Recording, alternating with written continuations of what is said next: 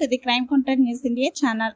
వేటపాలెం మండలం రామన్పేట పంచాయతీ పరిధిలో ప్రమీల అనే మహిళ హత్య చేయబడిన నేపథ్యంలో హత్య వివరాలను శుక్రవారం డీఎస్పీ మహమ్మద్ మెయిన్ మీడియాకు వెల్లడించారు. మృతురాలు ప్రమీల భర్త ఏడుకొండలు చనిపోయినట్లు చెప్పారు.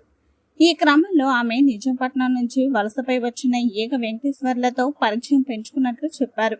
కొన్నాళ్ళు వారి సాన్నిహిత్యం తర్వాత వెంకటేశ్వర్లు ఇంటి దగ్గరలోనే ఉండే రామలమ్మను రెండో వివాహం చేసుకున్నట్లు చెప్పారు.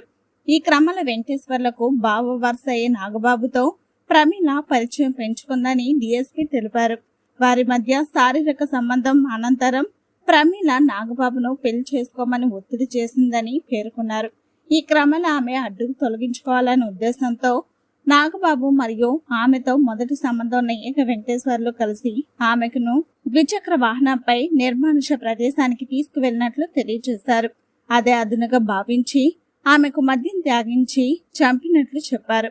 అనంతరం వారి వద్ద తెచ్చుకున్న ఫ్లెక్సీలో శవాన్ని ఉంచి రోసయ్య కాలనీ సమీపంలో గొయ్యి తీసి పాతి పెట్టినట్లు తెలియజేశారు.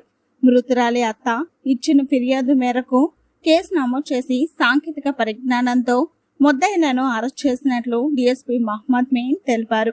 నిందితులను కోర్టులో హాజరుపరుస్తున్నట్లు చెప్పారు.